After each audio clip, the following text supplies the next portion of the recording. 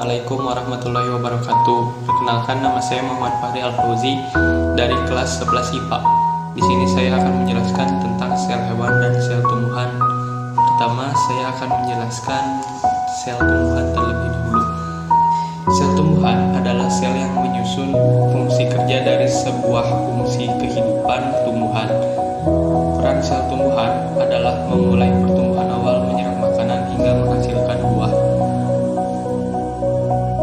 Sel tumbuhan memiliki dinding sel yang terbuat dari selulosa. Di dalam sel tumbuhan ini terdapat organel-organel sel, contohnya seperti mitokondria, membran sel, sitoplasma, badan Golgi, dan lain-lainnya. Untuk pengertian sel hewan sendiri, saya akan menjelaskan sel hewan adalah nama umum untuk sel eukariotik yang menyusun jaringan hewan.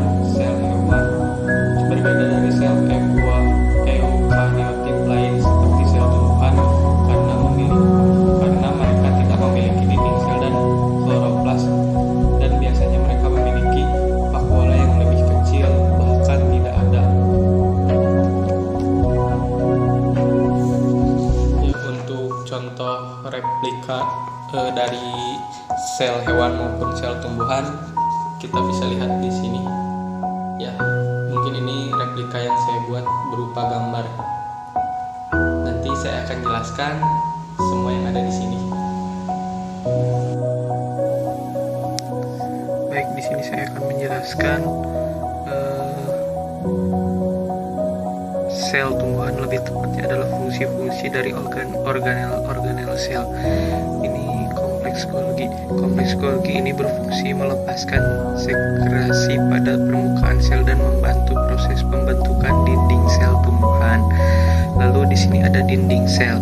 Dinding sel berfungsi untuk menjadikan tumbuhan kaku sehingga memiliki peran penting memberi perlindungan dari mikroorganisme berbahaya. Lalu di sini ada membran sel. Membran sel adalah sebuah struktur semi-permeable yang mengelilingi sel. Bisa dilihat ini mengelilingi sel ya. Membran sel sendiri mempunyai fungsi mengontrol setiap pergerakan. Lalu ada kloroplas. Kloroplas sendiri merupakan organ sel yang berfungsi sebagai tempat berlangsungnya fotosintesis. Lalu di sini ada kristal rapida. Kristal rapida berfungsi untuk melindungi tanaman. Ada vakuola pusat. Vakuola pusat berfungsi membangun turgor sel dan membantu pertumbuhan sel. Lalu sitoplasma berfungsi sebagai wadah bagi organel-organel sel yang dibutuhkan oleh sel. Lalu ada mitokondria. Mitokondria sangatlah penting untuk sel karena sebagai tempat respirasi seluler, menghasilkan energi dan molekul pembawa energi siap pakai.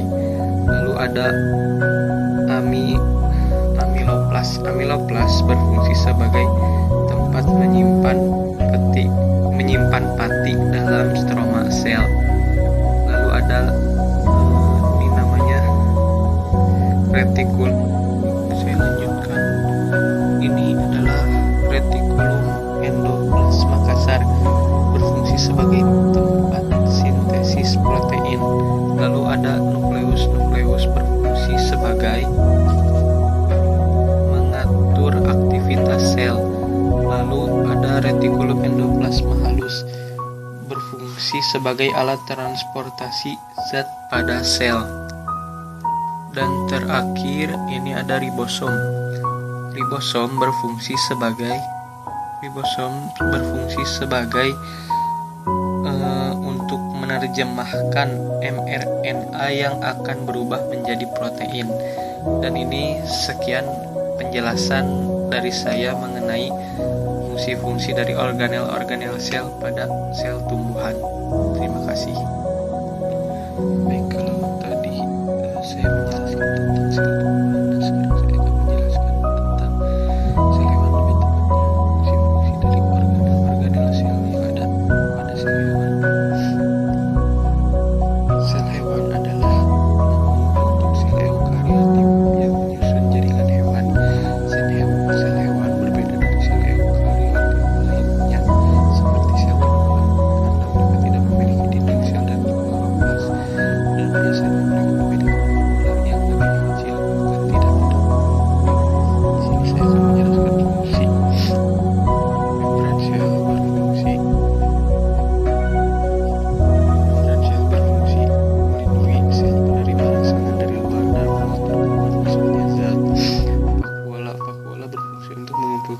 sisa dari metabolisme dan juga membuang sisa metabolisme yang tidak lagi terpakai oleh sel.